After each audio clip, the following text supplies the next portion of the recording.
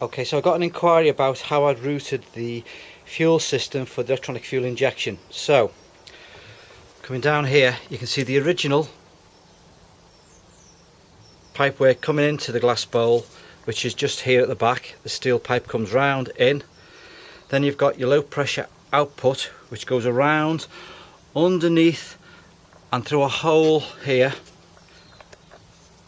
So here you've got the feed coming into the bottom of the swirl pot, and on the top there's also a return pipe, which we'll come to in a second. Okay, so this is the top of the swirl pot. It's a Sytem swirl pot. It came with this stainless steel bracket, which I just basically fitted to the top frame with a couple of other brackets.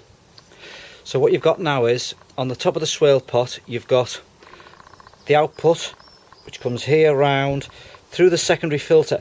Now I've put this effectively on the low pressure side. You can put it on the high pressure side, but I just decided low pressure side was safer. Once it goes through this filter, it then comes out of here on this pipe, which just basically does a nice round loop and comes into the bottom here of the high pressure pump. The high pressure pump then takes the fuel here out and around and into the fuel rail, then goes through the injectors, and then you've got the pressure release valve here, which then basically feeds any fuel from the bottom. You can't quite see the pipe, but it fits down the bottom there, comes along here, comes back up underneath the frame and comes back into the top of the swirl pot by the bleed screw. So that's the way the fuel system works. So basically, low pressure from the original car fuel pump into the glass bowl.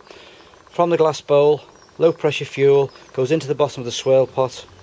Fuel is then taken under low pressure from the top of the swirl pot to this Sytem filter.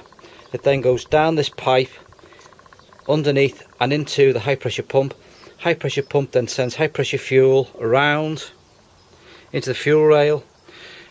Any overpressure then gets bled off from the bottom of this through a pipe back into the top of the swirl pot here where the bleed valve is. Now I've fitted the pump there because the Sytem high pressure pump also came with a stainless steel bracket, which also took the IMAP as well on the end.